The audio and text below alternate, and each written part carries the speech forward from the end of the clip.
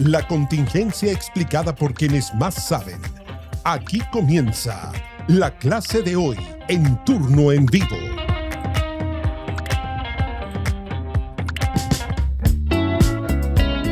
Y la clase de hoy no sería posible sin este gran auspiciador, Jamseller. ¿Tienes un emprendimiento y quieres vender en línea? Con Jamseller puedes crear tu tienda en minutos, sin complicaciones, y empezar a vender donde están tus clientes. Escanea el código QR que está en pantalla y abre tu tienda con Jamseller. Ya lo sabes, lleva tu negocio al siguiente nivel junto con Jamseller, que más encima hoy día viene un representante turnino de Wiro a hablar de la pyme. Fue quien salió ganador del sorteo Jamseller, así que segundo bloque vamos a estar hablando con él y de todo lo que se trata su empresa. También queremos agradecer, por supuesto, a nuestro querido Nescafé de las Artes. ¿Se imaginan un capítulo de la oficina del Happening con Ja dirigido por Pedro Almodóvar? Eso es Secretos de Oficina, la nueva comedia musical de los contadores, auditores y Cultura Capital, que estará en el Teatro Nescafé de las Artes del 31 de julio al 23 de agosto, junto a Gabriel Ursúa, Antonia Santamaría, Gabriel Cañas y un gran elenco y banda en vivo. Te vas a divertir y cantar tus canciones españolas con un grupo de oficinistas dispuestos a todo en un musical lleno de romances, engaños y poder, inspirado también en series como The Office y Betty la Fea. Ven a flipar en colores con Secretos de Oficina. Las entradas están a la venta en ticketmaster.cl y sin recargo en boleterías del teatro, con un 20% de descuento para socios de la Comunidad de las Artes. Además, si vas a boletería, se acumulan los descuentos. Esto no se puede creer, 35% menos para ver esta calidad de obraza. Te esperamos desde hoy en el Teatro Nescafé. Ya estamos de vuelta cuando son las 10:20, iniciando este último día de julio de turno en vivo. Miramos la ciudad, esperamos un like, ya somos más de 2.200 personas conectadas, así que vamos arriba. Bien, a continuación, el ex ministro vocero de gobierno de defensa, ex persona de ideas de derecha, hoy reconvertido en progresista después de un proceso de toda una vida, vicepresidente de la República. Su apellido es Francisco, sus apellidos son Vidal Salinas. Bienvenido, profesor. Bienvenido, profe, un aplauso. Muy buenos días, ciudadanos. Llueve estás? sobre Santiago, como no se pueden imaginar. De arriba para abajo. Había una película de Elvio Soto, Llueve sobre Santiago, sobre el 11 de septiembre, para que ustedes vean. Bueno, hay tanto tema, Oh, ¿nos ponemos cómodos? pero voy a tratar de hablar de dos nomás, que están además ocurriendo. Pero no puedo dejar pasar algo que parece una anécdota, pero que refleja un poco lo que estamos viviendo en el gobierno. Han renunciado 2 ministros, 2 ministras, 5 subsecretarios y 30 seremi. Pero hay que agregarle el último, que fue ayer, 31. La seremi de salud de Arica. Pero ¿sabes por qué le pidieron la renuncia? ¿Por qué? Ella es una militante republicana y en su servicio se abrieron 2 vacantes. Y escribió en el WhatsApp del partido que requería 2 personas con una sola condición: que fueran militantes del Partido Republicano o hijos de militantes del Partido Republicano. Ahí está la ciudadana. ¿Qué tal? ¿Qué tal? Pero le reboto la pregunta, profe. ¿Qué tal? ¿Eh? ¿Se había visto esto antes en política así? Bueno, así? puede haber algún militante en la historia que tenga este criterio, pero, a ver, ¿cómo le digo? Pero esto es demasiado, ¿estamos? Es demasiado. Bueno, le costó el cargo. Ahora, ya habrá que reflexionar el propio gobierno, porque yo no recuerdo a menos de 150 días de un gobierno que le hayan renunciado 38 personas. O renunciado o que se O vayan. desvinculados. Claro. Pero quería hacer el punto. Pero el tema más de fondo quiero explicarle, ciudadano, que se entienda bien el debate de la denominada compensación para los municipios. Eso, por ¿Ya? favor, profe. Porque no es fácil, porque hay como ponderaciones distintas. Mire, bueno, está claro que el origen es no paguen contribuciones los mayores de 65 años por su vivienda donde duermen. ¿Vamos? Es el origen de esto. He repetido hasta el cansancio que eso alcanza, me alcanza además. Somos 200.000 mayores de 65 años que vivimos en Chile y vivimos en una vivienda cuya tasación fiscal es igual o superior a 60 millones de pesos. Y tenemos 2 requisitos para recibir este regalo del gobierno. A estos 200.000 que nos ubicamos claramente en el segmento de mayores ingresos relativos del país. ¿Estamos? En consecuencia, en mi comuna donde yo vivo, en Las Condes, ayer me enteré en una información oficial, somos 22.000 propietarios de vivienda, 22.000 los que el gobierno nos regala no pagar contribuciones.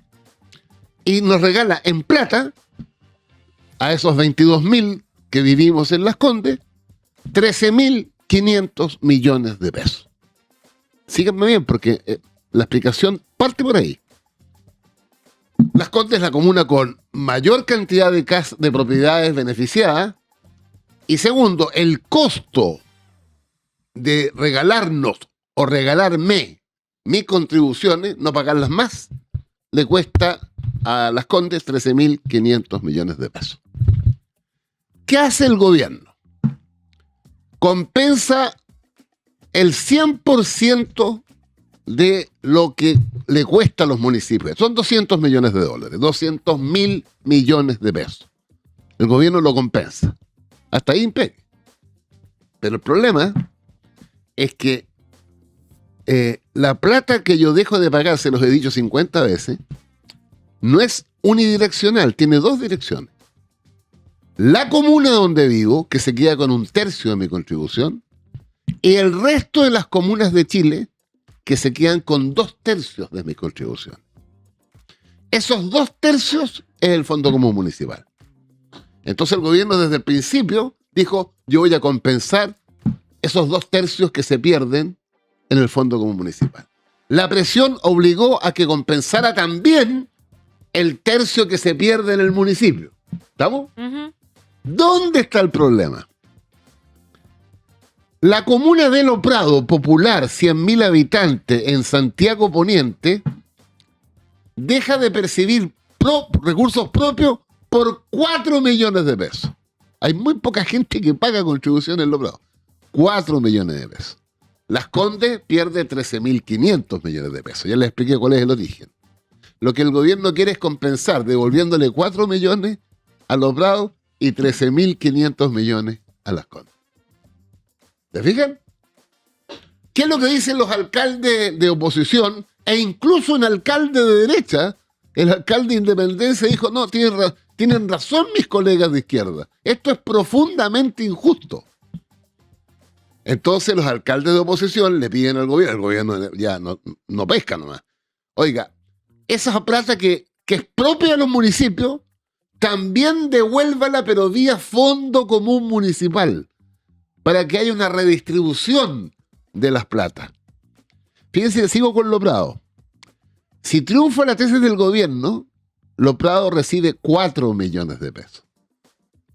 Si la misma función se va al Fondo Común Municipal, Lo Prado recibe 474 millones de pesos.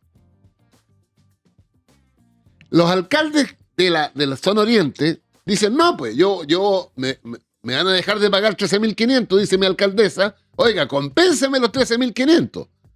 Pero espérate un poquito.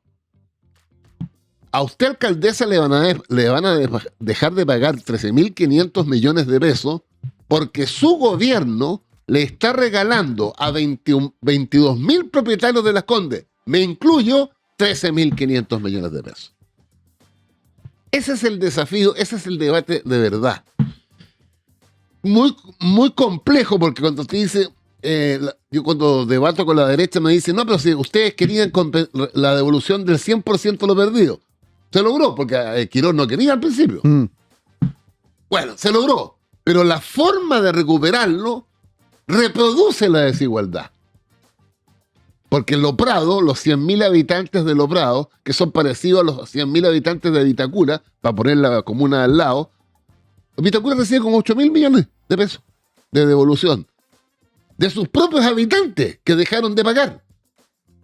La aberración original es la primera, ¿no? Que gente que te podemos pagar nos regalen la plata. Ahora, la aberración 2 es que se compensa reproduciendo la desigualdad de origen. ¿Está claro, ciudadano? Profesor, se ha dicho mucho que el corazón de la mega reforma es el impuesto corporativo. Sí, no, claro. Las contribuciones, si el impuesto corporativo es el corazón, ¿qué es? ¿El pulmón, la cabeza, las piernas, la zona de más abajo? Es un regalo de Pascua. Entonces, ¿por qué? Porque el argumento de la derecha en el gobierno es que la rebaja del impuesto corporativo a la gran empresa es un incentivo para que ese empresario que va a dejar de pagar 2.000 millones de dólares, ¿estamos? En vez de irse al 15º viaje a Tanzania y al sudeste asiático, Sí. invierta. Esa es la lógica. ¿Estamos? Entonces, si el compadre, la plata que el Estado le está devolviendo, la invierte, va a crear una empresa, va a crear un servicio, va a contratar gente.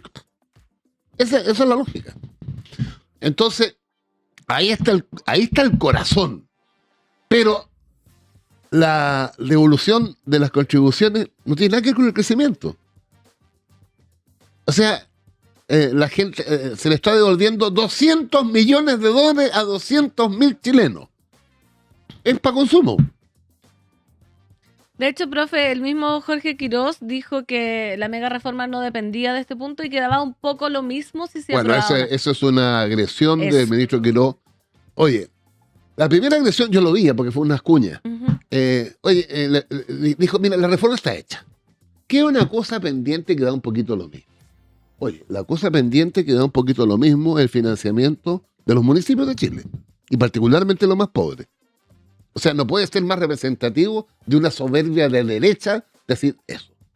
Y segundo, oye, se limpió con papel confort el Parlamento. Porque dijo, ¿saben qué más? Voten como quieran, me da lo mismo. ¿Qué le parece esa soberbia, profe? Usted que lleva años en política, ¿se había visto el desparpajo Sí, de un pero ministro ¿sabe? del Interior así? No, lo que pasa es que yo creo, siempre lo dije, pero la vida me lo está confirmando. Yo miraba a Quirós en sus primeras actuaciones y empecé a pensar, ¿a quién se parece en la actitud? Bueno, él me ayudó porque en una entrevista al Diario Financiero hace como un mes y medio le preguntaron ¿cuál era su ministro referente en la historia de Chile? Y dijo Sergio de Castro. Para los ciudadanos, Sergio de Castro fue el primer ministro sustantivo de la dictadura de Pinochet. El mismo estilo. O sea, Sergio de Castro en una entrevista dijo lo siguiente. Le preguntaron cómo estaba Chile. Chile trabajando con una metralleta en la raja. Eso es quien admira a Quirós. Claro. Es el único ministro que en la historia de Chile, escúchenme bien, estaba tan sobreseguro que se enfrentó a Pinochet.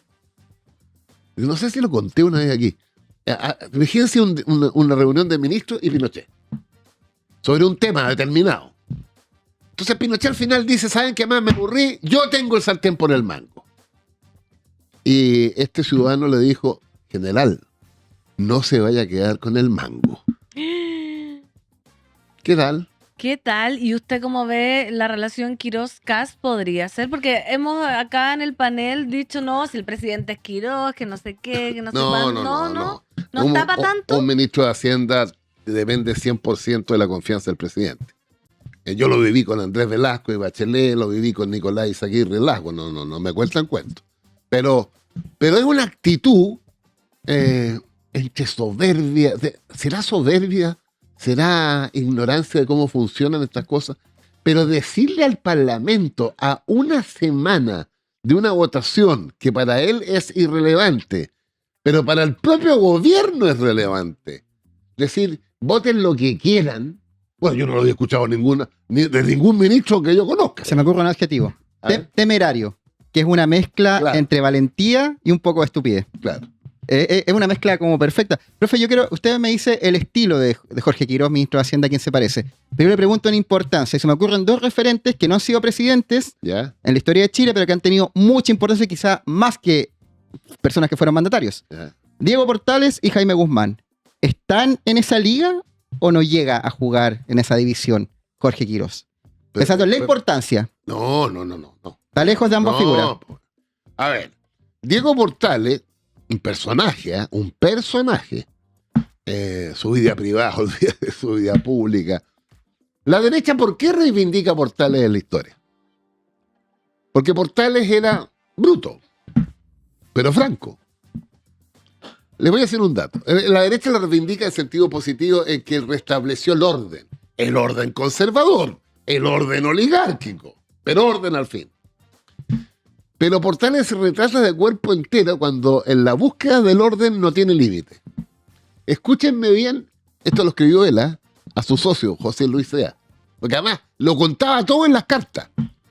No había celular, oye, ni WhatsApp. Miren el WhatsApp de Portales a su socio. Portales es gobernador de Valparaíso. Ese es el cargo que tiene en ese minuto. Y tiene sospecha de un ciudadano que le subvierte el orden y lo quiere detener. Entonces le consulta al ministro de Justicia de la época, su colega. Y el ministro de Justicia, pero ¿cómo? Tenéis que acusarlo de algo, hombre. Se enoja Portales.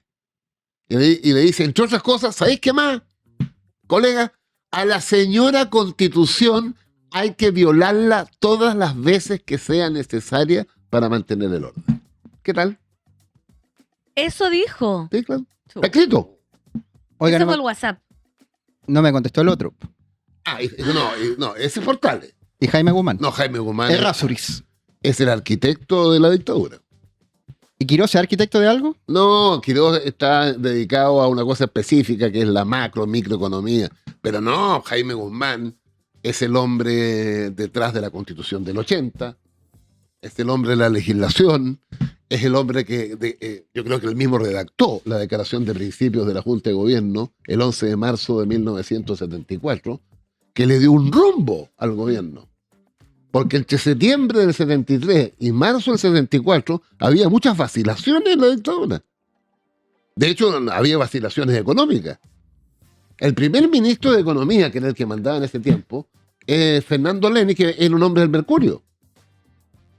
La decisión de Guzmán, porque era asesor de la Junta además, desde los primeros días, yo creo que fue, además con lo brillante que era, una cosa impresionante, fue capaz de percibir el momento y de influir de tal manera de que el golpe, que una parte de los partidarios del golpe, entre ellos Frei y Elwin, pensaban que era una cirugía, pero pasábamos a la UTI y de la UTI a la casa.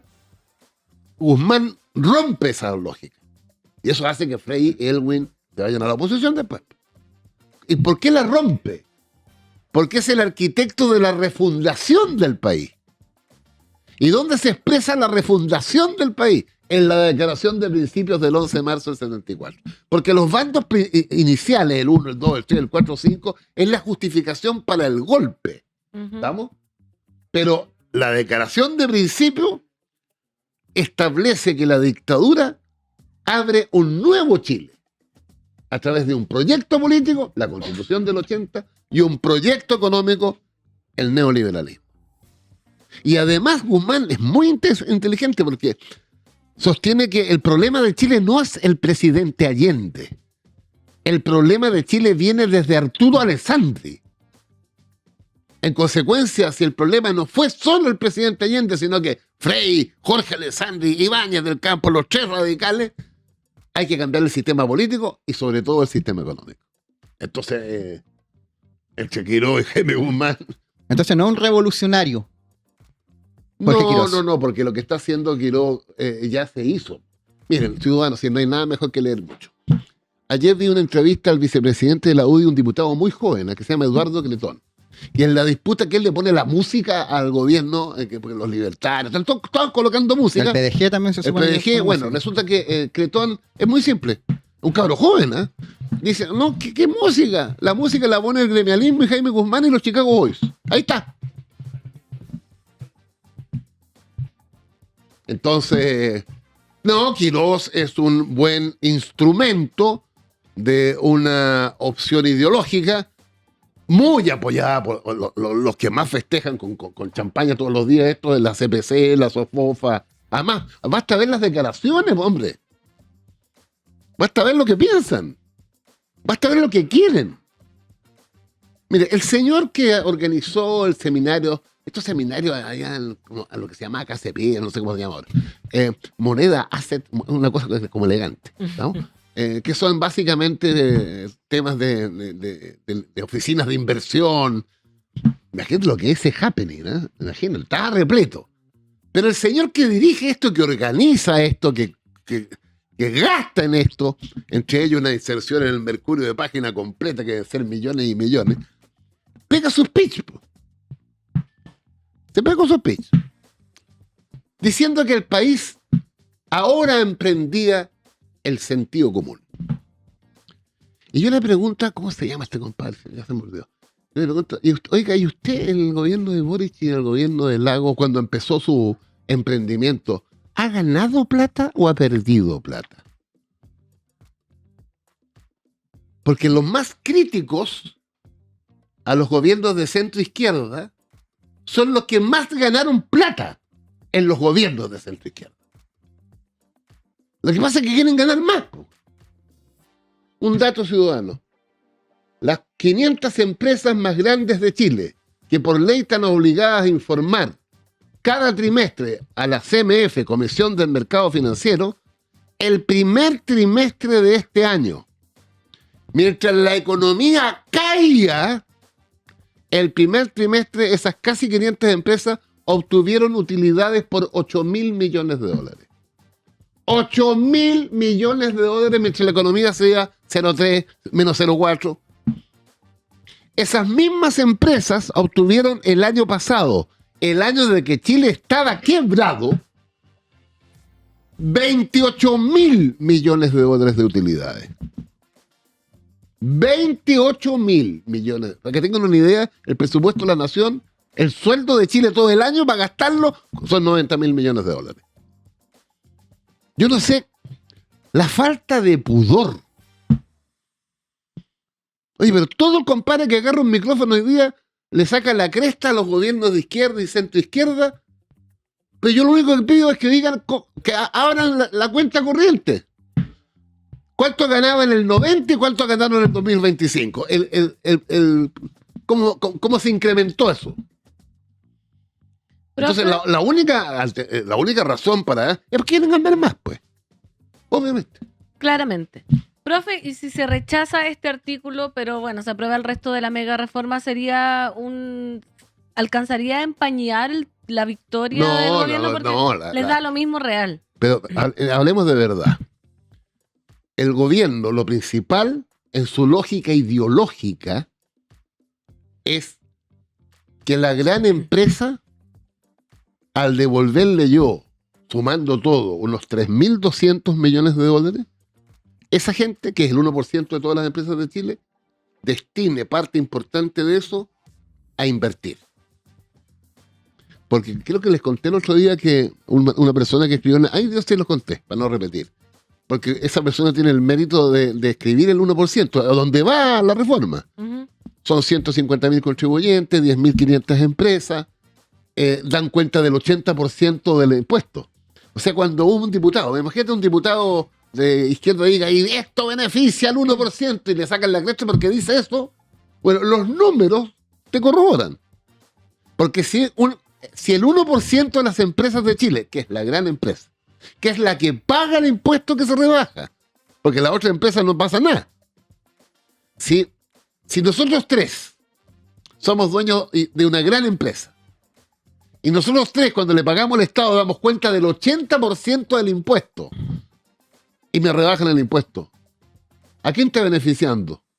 ¿Al compadre que tiene un kiosco en Bajo de Mena? A nosotros. Obvio, a los dueños de la empresa. Pues. Entonces les da lo mismo este punto que está en no, este es un detalle. Un pues. pelo de la cola. Un pelo de la cola, además son 200 millones de dólares nomás. Y saca la cuenta, perdonen ciudadano, a mí me gusta el argumento con fundamento. Porque uno, ya les dije hasta el cansancio, la rebaja del impuesto a la gran empresa, 2.000 millones, la integración del sistema tributario, que es el mismo mundo, 1.000 millones más, 200 millones hay que compensar los municipios, 20 millones se elimina el impuesto a las ganancias de la compra de acciones, de compra y venta de acciones, pero descubrí otra cosa.